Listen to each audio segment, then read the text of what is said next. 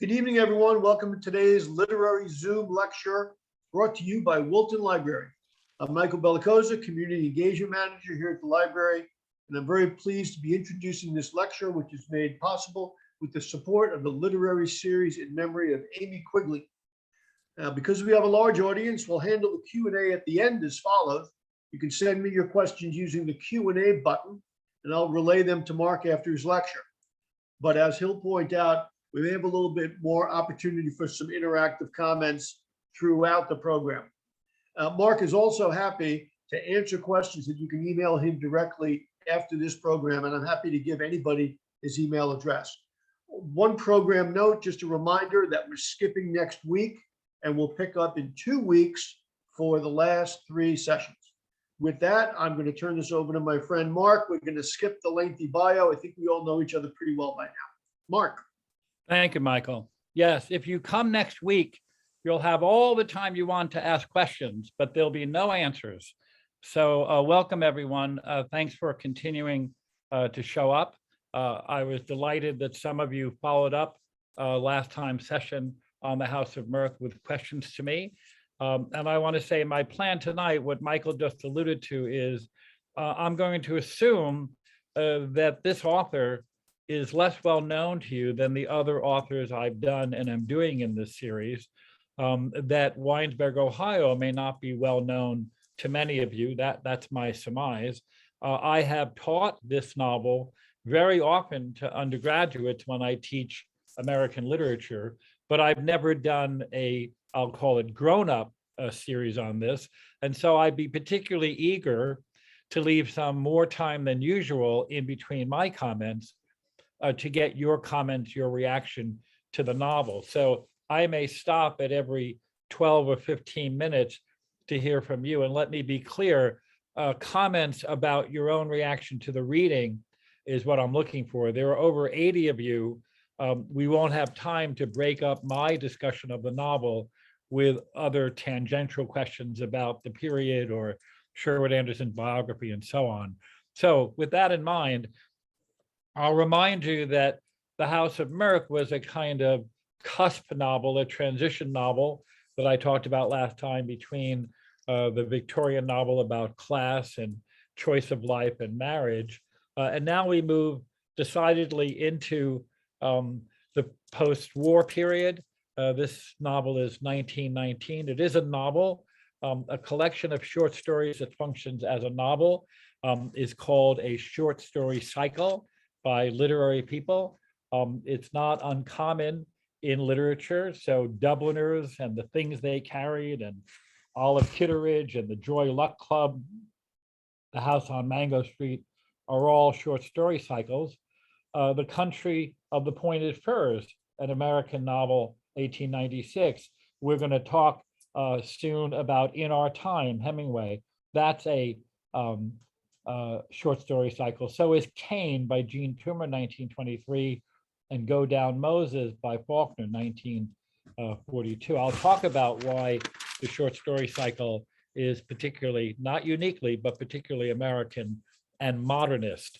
So I mentioned when we did our modern British fiction that some of the hallmarks of modernism, I'll be brief here, but I want to welcome those people who may be coming for the first time. Modernism embraces the primitive. It's looking for the fundamental. It's tired of the vapidity of technology and social atomism. It's looking for old values, old truths. The anxiety that I talked about felt in the 19th century in both England and America about the worry of getting ahead and staying ahead, that transforms in the 20th century into alienation, a very different thing from anxiety. I mentioned last time that you might say that Lily Bard is not comfortable in the society she was born in, but she doesn't really feel alienation in the angst, in the sort of metaphysical, in the kind of existential way. That's a 20th century phenomenon. This short story cycle novel is loaded with alienation. These people are hometown folk, and many of them feel ill at ease in their own hometown. Of course, that's the key to an alienation. It's not feeling strange, I would feel strange if I went to Ecuador. I have no Spanish. I've never been there, but I wouldn't be alienated in Ecuador. I'd be out of place. But if I don't feel comfortable here, where I live, where I work, that's alienation. We mentioned this decidedly collage, the idea of collecting bits and pieces to make a kind of new form. So not only is the short story cycle novel itself the work of collage, but in the book of Grotesque, the first sort of preface in this novel, and in fact, Sherwood Anderson's preferred title for this novel was The Book of the Grotesque. And he was voted down by his publisher, who thought it would put people off to have a book published a few years after the war called The Book of the Grotesque. And the publisher thought it would be more welcoming to call the book Winesburg, Ohio. Well, if people picked it up expecting that they were going to get a slice of Americana, boy, were they surprised. The novel was embraced by the literati, other writers. This book and Anderson had a great influence on writers like Faulkner and Hemingway, but it did not sell well. It was banned in many places, and it didn't get the kind of attention it gets now until after Anderson's own death in 1941.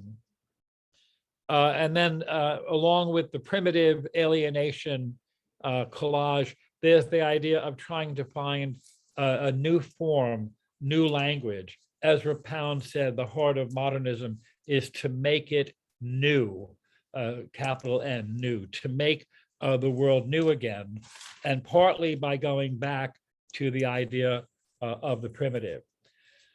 So I want to say that Sherwood Anderson's aim in all of his literature, and he wrote other novels, but he's mainly known as a short story writer. You may know him from some of his short stories. And as he developed his art, his dates are 1876 to 1941. So he's not quite as, he's born approximately 20 years earlier and dies 20 years earlier than Faulkner and Hemingway. He's not really one of the post-World War I generation novelists that we usually talk about. But what he's trying to do really is to get under the surface of everyday life in the America that he knew so well.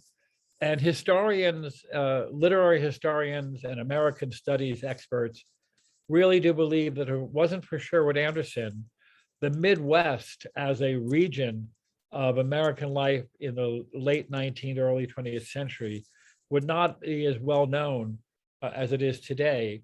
When Michael and I were speaking before we started with all of you, he had read this novel recently for the first time, and he said it was as if it had some elements of the Twilight Zone. Well, I have taught this to undergraduates for whom the Twilight Zone is not a ready reference, even though we know it's shown often in reruns. And they felt it was like a David Lynch meets Midwestern America, something like Twin Peaks. And I think that's apt. We'll get to that in a moment. But this is clearly an example of reverting to the primitive, of looking not just at small town life like Our Town by Thornton Wilder, not just looking to get away from urban hubbub, technology, urbanization, and modern life, but actually trying to get to the essence of what people are. So most of these 24 stories, one story has 4 sub-stories, most of these 24 stories framed by the Book of the Grotesque and ending with George Willard's departure can be seen kind of as confessions. Somebody either opening up explicitly to George Willard, who becomes a kind of emissary to the world. He takes the train out, and in the same way that Portrait of the Artist as a Young Man by James Joyce, and Dubliners, by the way, is another short story cycle novel, British, Irish, but still an example from the first decades of the 20th century. At the end of Portrait, Stephen Dedalus is writing his diary before he goes off to leave Ireland to write about nothing but Ireland for the rest of his life, which is exactly what Joyce did. He left it, but didn't turn his back on it. And that diary is the beginning of his artwork.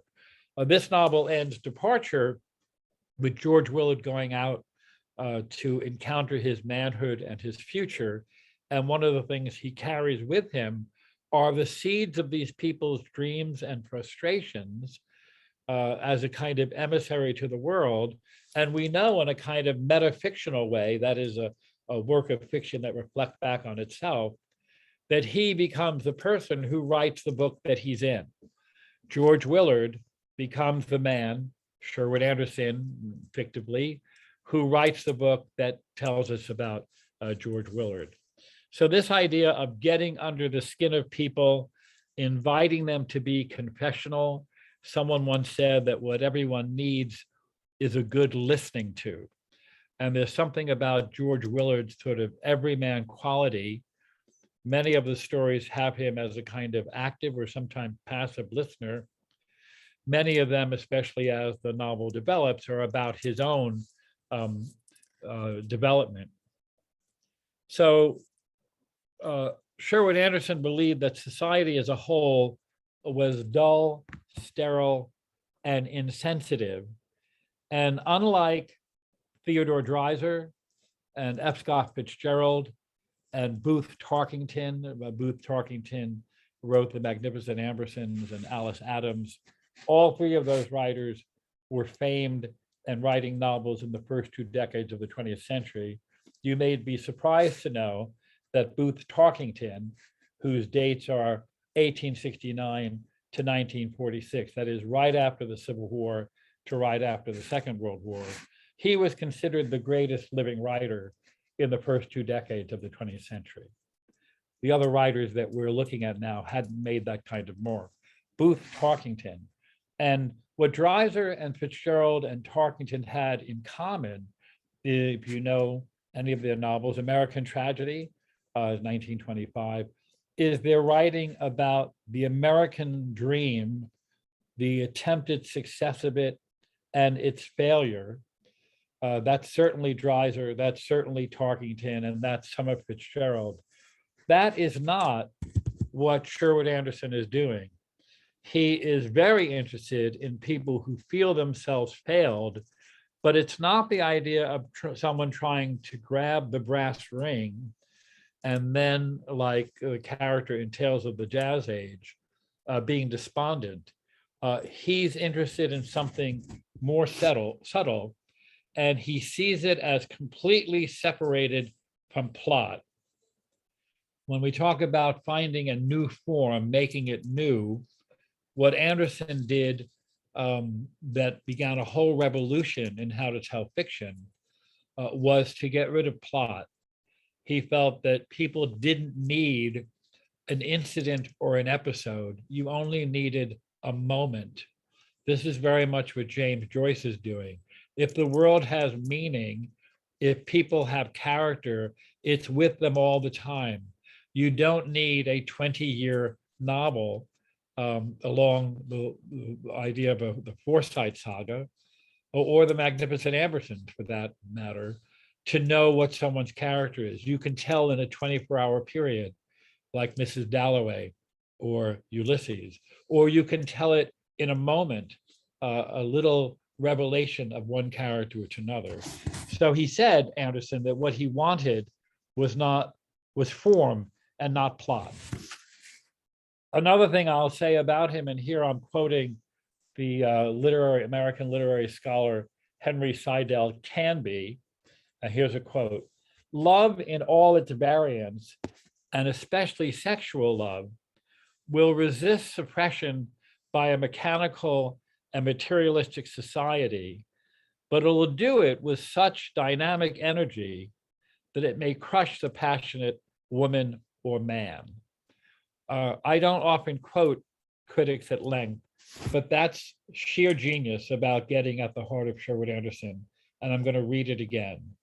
That love in all its variants, especially sexual love, will resist suppression by a mechanical and materialistic society with such dynamic energy that it may crush the passionate woman or man. So that's a good news, bad news kind of statement, because he's very fascinated about the endurance of love, the endurance of life. Think about that word that Lily Bart wanted to tell Selden, whether it's love or life or some mashup. And if you read this book, and I hope you have, I want to say that this is one of those books that even if you didn't like it, I hope you were impressed by how different it is from the books of the period. The novel is loaded with that sense that love of many kinds, but often sexual, has a kind of strength that is going to push through in spite of the limitations of decorum and alienation and small town life and middle class conventionality and so on. The book is loaded with people who have dreams, who hear voices, who give voice, who have repression, who have clenched fists. Hands and fists are talked about constantly, who are looking out windows and down railways. We see them kneeling and trembling. They talk about adventures, and this is not adventures in the snows of Kilimanjaro sense, or going to bullfighting in Hemingway. This is the adventure that James Joyce talks about in Dubliners, the everyday encounters of regular life, the rituals that they perform, like winged middlebound, his hands as if he's praying the rosary, or the paper pills of the doctor who hopes to give his messages to the world. It's very poignant. And so I want to stop in a moment to take comments, but I want to say that if we try to get to the heart of how Sherwood Anderson is different from the novelists of the day, he's a realist, but he's also something of a mystic.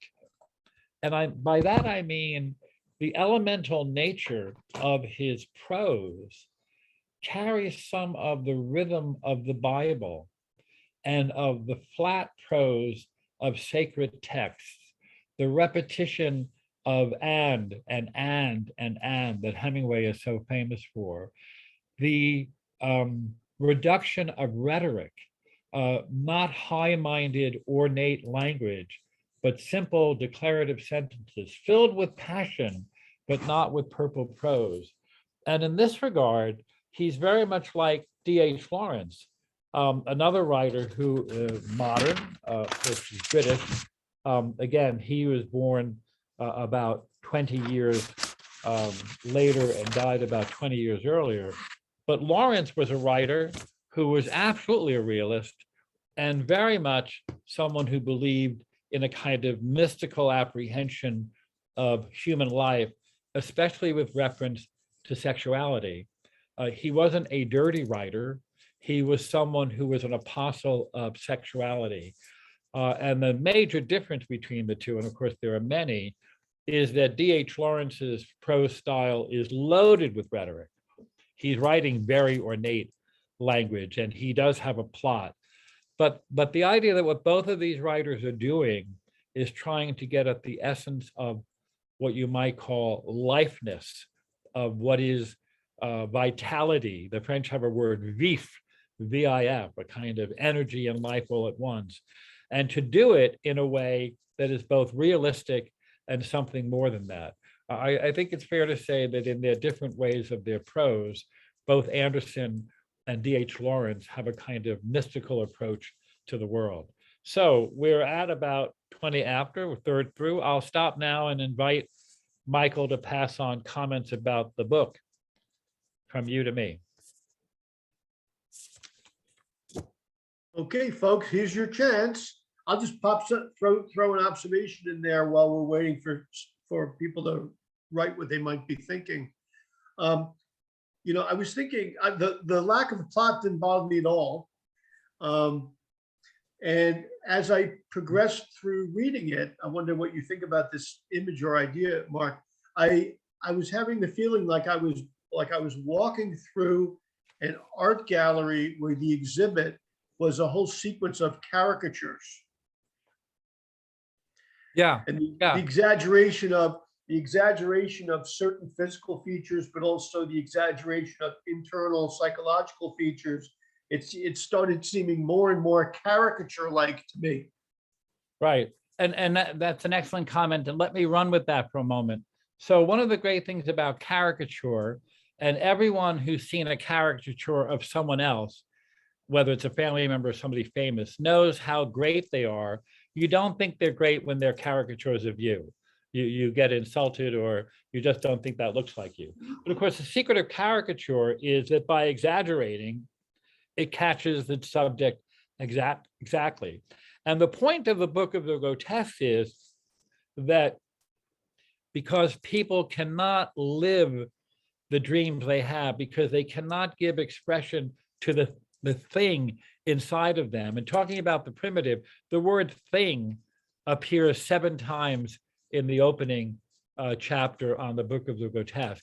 It appears a handful of times in the closing pages of the novel Departure. It is as primal a word as you can imagine. It's an old English word. It used to be thynge, Thynge. It was the name of an assembly hall that the Anglo-Saxons used for meeting. That was the thing. And when you had an item or issue to discuss, you brought your issue to the thing. And by a kind of osmosis, the place thing became the thing. I have a thing to talk about next week. I want to bring I have a thing to talk about with you. It is one of the most elemental words in English, and it appears everywhere. It has definite weight and force, right? That, oh, now it's all of a sudden it's a big thing. It's a thing. I have a thing for her. This is a thing. But it doesn't have a clear shape. It's exactly the power of the primitive. It's a thing, but you can't give it another name. And that's that idea of the primitive expressing these people need to get this out. So the caricature is a perfect image, because what the Book of the Grotesque tells us is that these people have so much energy and passion that when they can't get the thing out, it distorts them. If they were less passionate, it wouldn't distort them. It's as if the life of what they're feeling has to get out in this distorted way, like a caricature. And in its own way, it's connected to the opening of T.S. Eliot's great 1922 poem, The Wasteland, which begins with the famous lines that April is the cruelest month, mixing memory with desire. Why is April cruel? Well, we'll find out in a month. No, you'll find out right now. Because the world comes back to life, and in order to come back to life, it has to shake us out of our winter stupor. And worse, it reminds us that when we get up at the beginning of the spring, not everyone who hibernated is getting up with us. That's the poignancy at the beginning of The Wasteland. Memory and desire because we want spring, we want to return to life. We're glad that things are thawing. But the memory is we have lost some people along the way. And the key to understanding the opening of The Wasteland, which is directly related 3 years before in this book, in Michael's excellent comment about the caricatures, is that life is so powerful, it is going to burst through in spite of our grief, in spite of our torpor, in spite of the fact that we want to stay sleeping. So these characters break out in pounding somebody, or in acting out, or running naked, or doing strange things, not because they're weird, but because they're human beings with vitality that don't have an avenue for this expression. So, Michael, excellent point. And do you have any questions for me, or should I continue? Let's see. Okay, so we had one comment that I'm not sure you can really respond to with a lot of specificity. Someone who just really didn't like the book and didn't like it so much that they actually had to stop reading it before they got to the end. Which I can understand that, but we have a couple of other comments coming in that are a little bit more maybe substantive. One says, my seminarians at St. Basil College long ago asked me, why did you assign such a sad, depressing book to us? This was addressed to the book Winesburg, Ohio. I proceeded to explain these characters and why they appear sad. What is your comment on this impression from young college religious students? Okay, I think I'd rather talk about the person who stopped reading it because they didn't like the Feel, book. feel Uh, free. I want to say that, and I think that is a substantive comment, and I appreciate your making it, whoever that was. I'm grateful for it. Partly because in teaching undergraduates, some of you who are teachers know this, you can't expect students in your class to talk negatively about a book that not only you chose for them to read, but literary history has said is important with a capital I. And I always have regretted that in my many years of teaching, because I'd really like to know what books students don't like, because that's what readers do. They decide what they like and what they don't like. And you can't get them to be honest because they don't believe you won't hold it against them. This book has a very distinctive style, and it can be off-putting to a lot of people, partly because it breaks a lot of the contracts that people expect a novel should have, that it should have some vitality. It doesn't have to be ha-ha funny, but should have some wit and intelligence. The prose should have a kind of style. Instead, it's flat, and it's flat partly to show the flatness of the lives of these people. But there are episodes and eruptions psychically, physically, sexually that break through. And if you're willing to give yourself over, again, I want to make it clear, we all get to like and dislike what we choose. But if you're willing to give yourself over to that rhythm as a kind of negative capability, what Keats called the ability to try to experience something that you otherwise wouldn't enjoy, you get to see that it's quite distinctive, and it's getting at a kind of truth that other novels often do not. Now, again, some novels do one thing and some do another. But what he's trying to do is he's trying in a very different way from the other members of that generation of post-war novelists. He's not looking at stories of success and failure in the Dreiser or Fitzgerald mode. He's trying to examine, I'm reading from my own notes now, a neglected aspect of an era of conspicuous consumption and superficial success. That is, people who are below the radar, even of the American dream. And if you ask, how is this a post-war novel? You know, people in 1919 would have thought that our boys died over there to protect the American way of life. You know, the phrase "bought the farm" comes from the idea that Midwestern men, in their death, their insurance would have paid off mom and pop's mortgage on their farm. That is a World War I expression. He bought the farm. What Anderson's saying is small town American life is not that kind of mom and pop and Abner out in the lower 40. He's trying to say there's a different kind of failure in America, and it's not the failure of the American dream. It's something broader and more existential. It's essentially biblical. I confess that my interest in answering that question has made me forget the second question. I don't want to seem insulting to that person. Could you summarize the second question briefly again, Michael? Well, you know what? Let me move you to another one, and then I'll look at the prior question. Okay, I want to, well, let me say this. I want to say to the person whose question I skipped over, please do email me. I mean it, and I'm a pretty good correspondent. Thanks. Go ahead, Michael. So this is an interesting observation you can comment on. One thing that struck me was the complex characters presented in the context of very simple language and form, and made it all feel almost fairy tale-like. Yeah, so I want to say that's the elemental quality. One of the reasons why fairy tales are attractive and even seductive to grown-ups and not just children is there's something about the elemental quality of it that's very powerful. If any of you have read Beowulf in English translation, that is an Anglo-Saxon poem, the first epic in English, a hell of a good read. If any of you have read it, you may remember that a formula that's used again and again to praise the king Beowulf's king is to say that was a good king. That expression, that was a good king. And the word king in English comes from cunning or cunning. It's somebody who can. Cunning didn't come from being sly and crafty. The word cunning is related to canning. It's someone who can, who's able. And you say to yourself, why would the high praise be that was a good king? Why not that was a great king?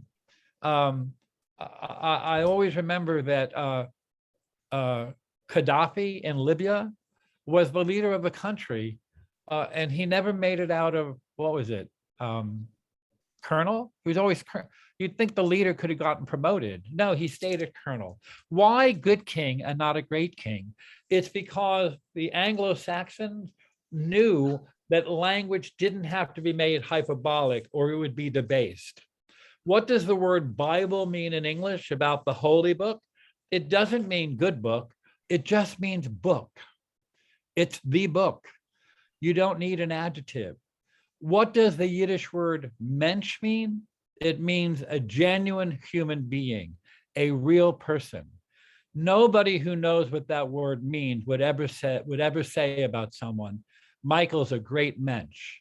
You immediately hear the debasement of the word mensch when you think you have to exaggerate it with the adjective. So he's not a great king, he's a good king, and that says it all. You may remember the commercials from the 50s and 60s where the husband would take a sip of Maxwell House coffee and say to his wife, now that's coffee.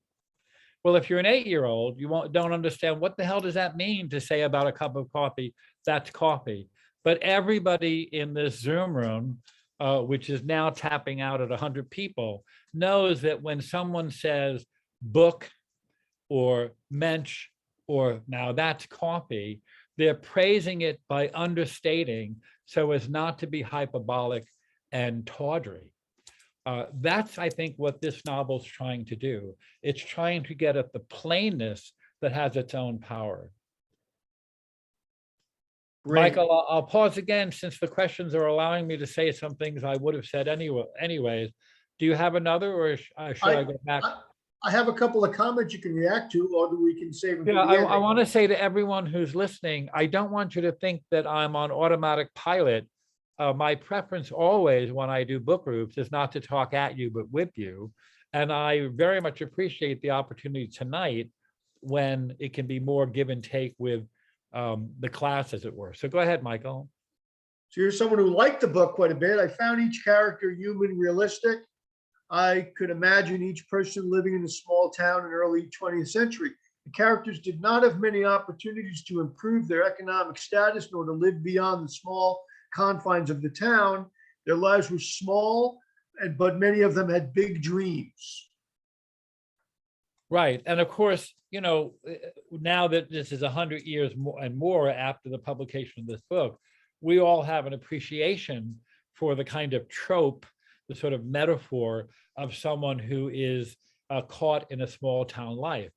But again, this book was ahead of its time, writing about essentially a criticism of American culture, but more broadly of human life. The thing about Sherwood Anderson is he always writes with sympathy and never with satire.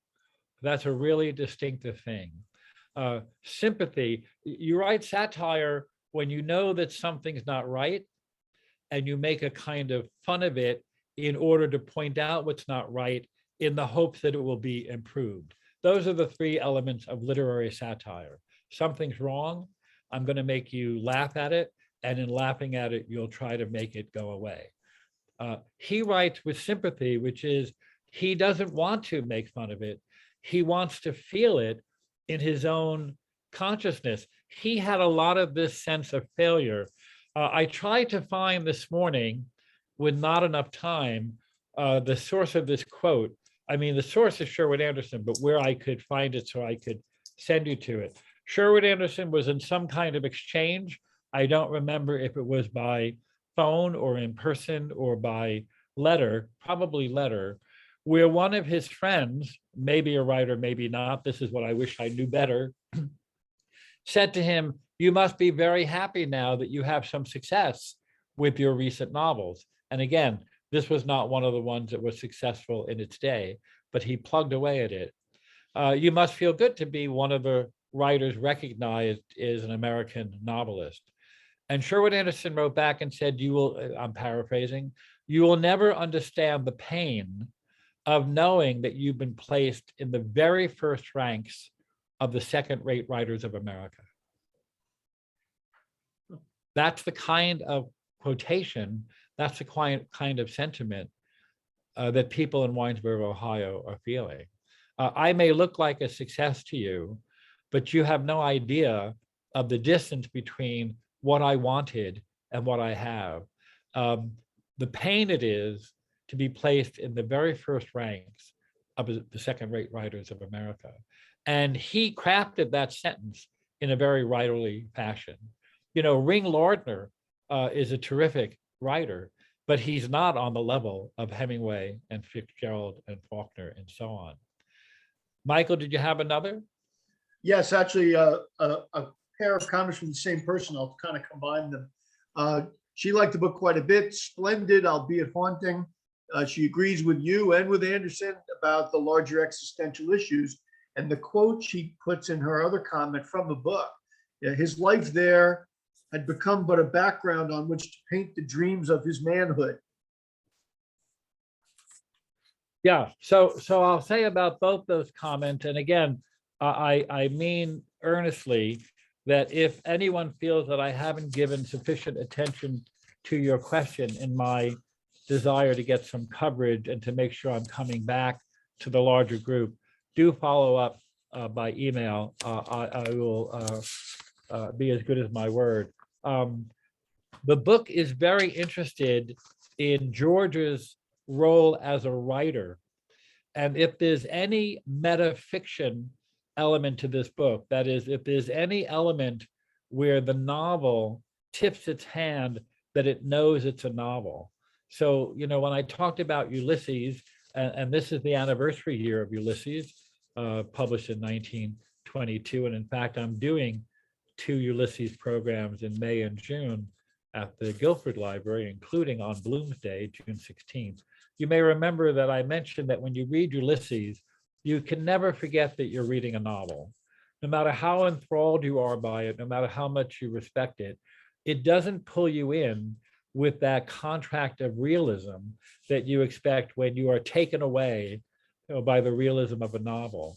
And in its own way, this book reminds you, whether it's by the style that puts some people off or that other people find alluring, or that some people find not to their taste and it grows on them, the style reminds you that this is not your average book. What is the first word of this book? The first word is the book of the grotesque. And what is the first word of the book of the grotesque, other than the title? The writer, an old man with a white mustache. This is a book that opens with a book. The book originally, the book of the grotesque, was going to be the name of the novel. So there's that metafiction. This book of the grotesque begins with a short story called The Book of the Grotesque, and it begins with a writer. And then it ends with a writer, with George Willard. And I'll read the last paragraph of that departure, where the word thing has appeared 3 times in the last couple of pages, where more than a handful of people have come to see George off.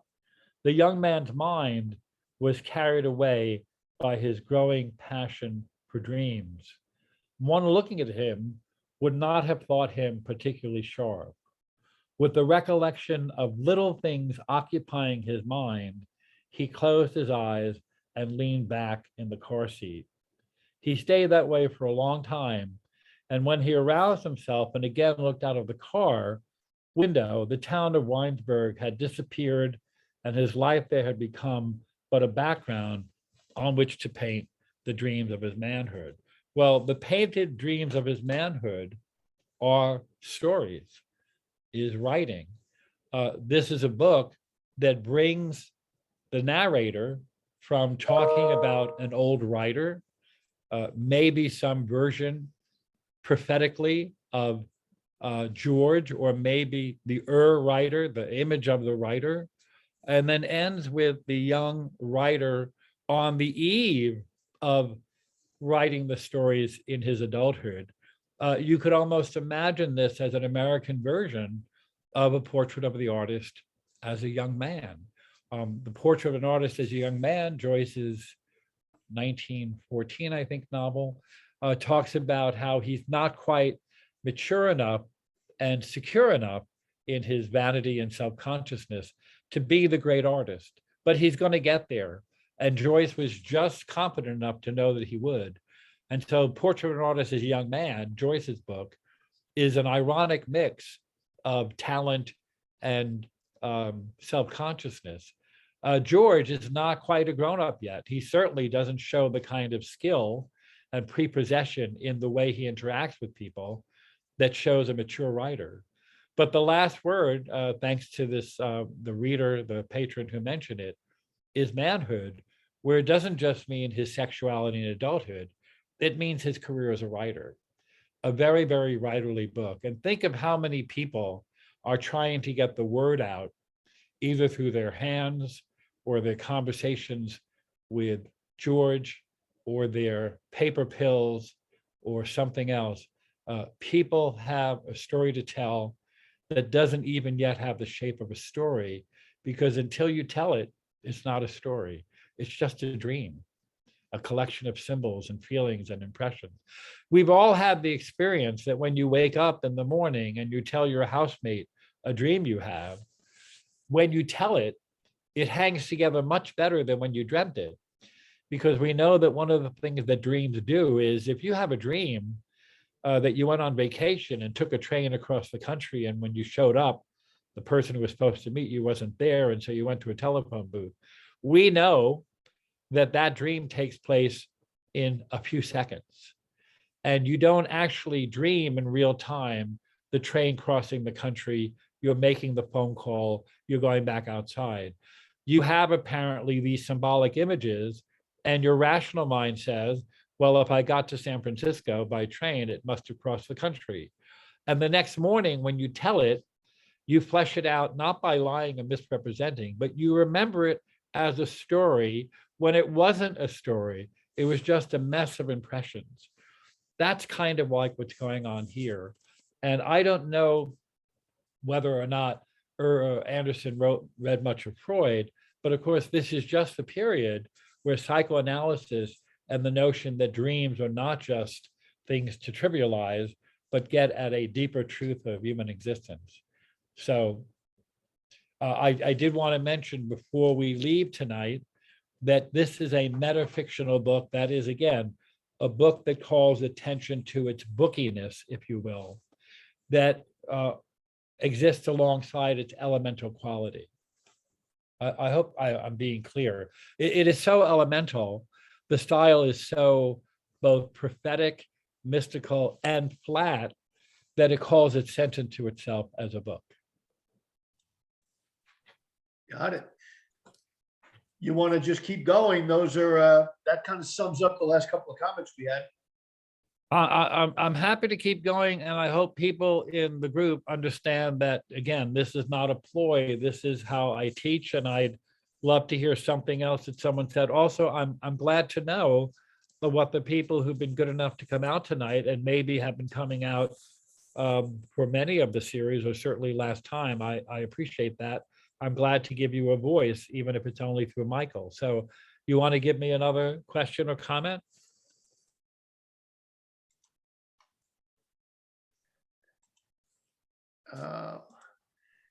Okay. This person is asking you to expand on what you mean by using the word elemental. Yeah. So a better word is fundamental. And by that, I mean, there's a German expression, which you may know, das Ding an sich, the thing itself. To pare it down, get rid of adjectives and just talk about this. You know, when Lily Bart has a message for Selden, It's not a paragraph. It's not even a sentence or a phrase. It's a word. It is fundamental. It's this word. And again, I think it's very powerful to realize that in the Judeo-Christian tradition, the holy book is called the Bible. I understand it's called the Torah and other things, but the English sense of that book is Bible.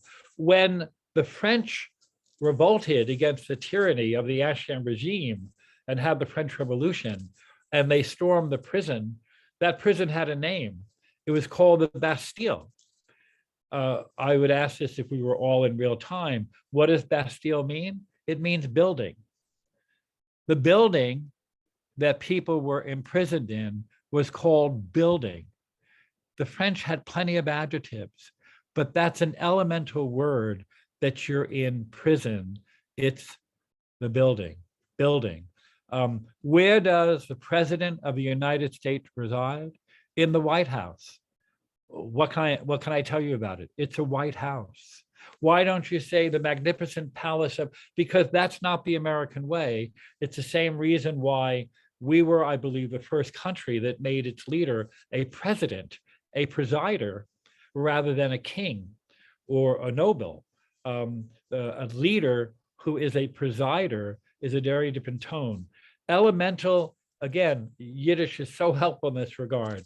The highest praise of a human being is to say that they're a human being, a mensch, and it doesn't require being inflected with adjectives. I taught writing for years. Some of the people I expect in this group have taught writing at one time or another.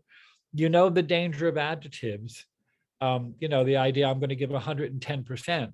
110%, what's wrong with 100%? Well, 100% gets used so often, it's now meaningless. So we now have to talk about 110%. I'll say to my friend who asked this question about elemental, I hope this is revealing. For years when I taught writing, I would have a group exercise where the students broke into groups of 4 or 5, and I asked them to take 10 or 15 minutes, and as a group, to write as many words as they can that were synonyms for big in size, in any sense of usage. They could be slangy, colloquial, formal, biblical, write a lot of words that mean essentially big. And they would go to town. And you can imagine, ginormous, gigantic, mammoth, colossal, on and on and on. And then once they'd done that and they looked over their list and they had a little competition who has the most words, I asked them as a group to rank the words from roughly smallest big word to the biggest big word. Colossal, behemoth, mammoth, where do they fit on the scale?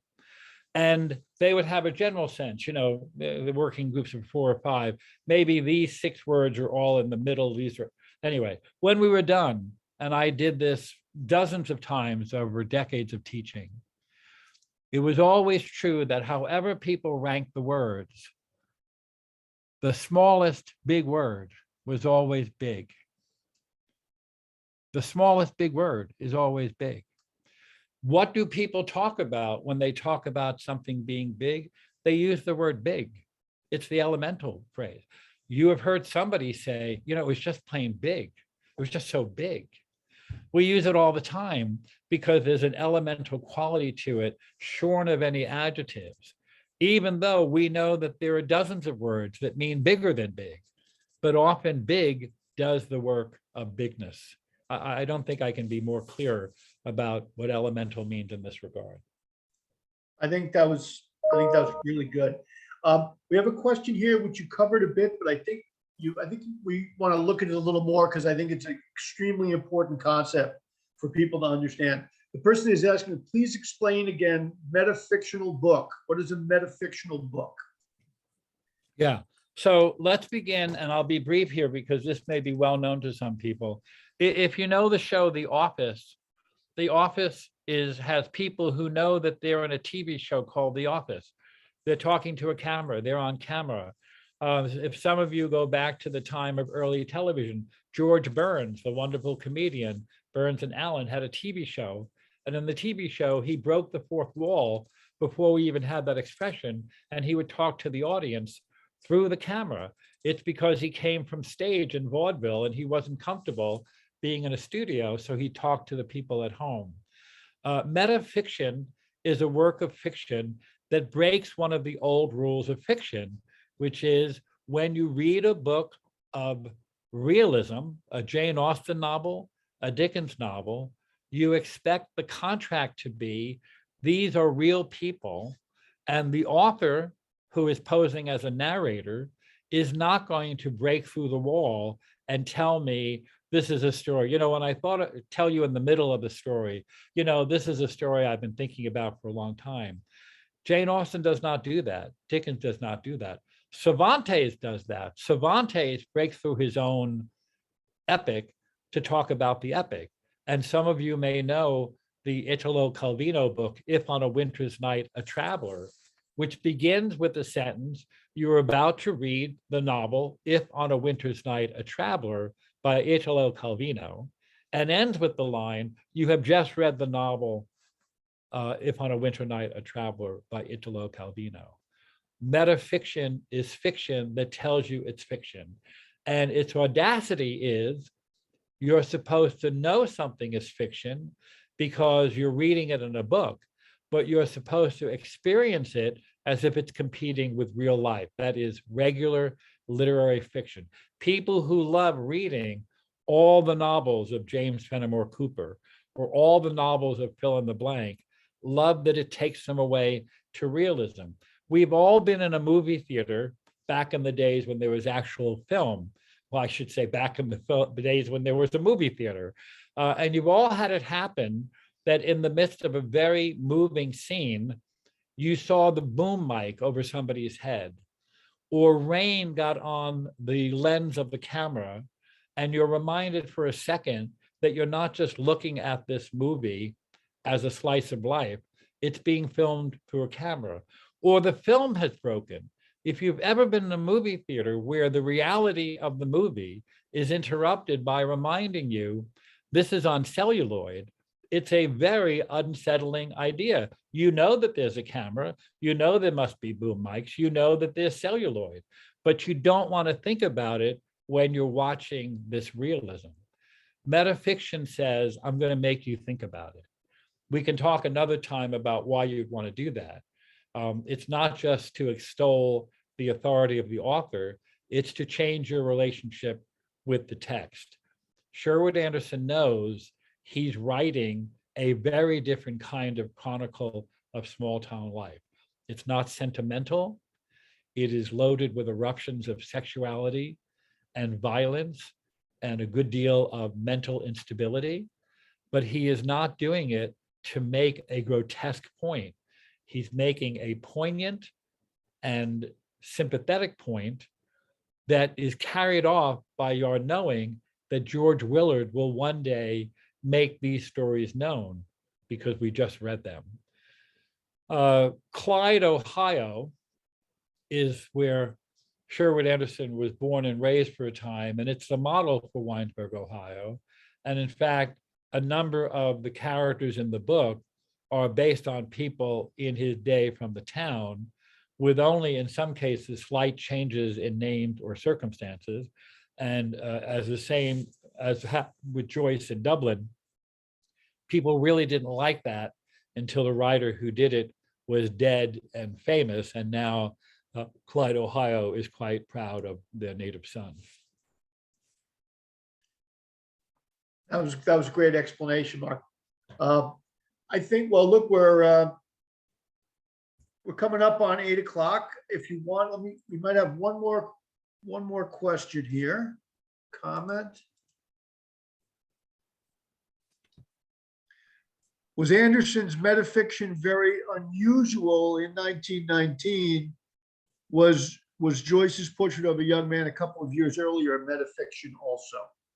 Yeah, yes to it being unusual, Anderson in 1919. And yes, Portrait of an Artist was groundbreaking also. Portrait of an Artist is one of the more accessible of Joyce's novels, much more accessible than Ulysses. I recommend to you also enthusiastically Dubliners, the short story cycle. I'll say with another frame of reference, and this is in popular culture, but if any of you were either fans of or often got a chance to watch the David Letterman show in its heyday, one of the things that he was fond of doing is making fun of the fact that he had a television show. Or if you know Stephen Colbert's old show where he posed as a blowhard right-wing conservative named Stephen Colbert, and that the joke was he was making fun of the kind of Fox-like news show. I'm not talking about politics. You don't have to like either of those two comedians. But if you know either show or both, you know that they are shows about shows. You may know, going further back, the Larry Sanders Show, which was a show about putting on a late night show. And if anyone remembers the theme song of the Larry Sanders Show, it's just saying, this is the theme of the Larry Sanders Show. That is, it doesn't try to be catchy or creative. It just says, this is the theme of the Larry Sanders, and it repeats that. It's trying to get at something in a new way by reminding you that part of the power of art is not its realism, but its artiness, its artifice, not its phoniness, but its creativity, its being fictional. And again, it's a little bit of a hall of mirrors, but that's the point. As you read this story and are moved by the poignancy of some very intimate, psychologically, sexually, or socially powerful scenes, you may pull back and say, wow, there's that tall, dark woman reference.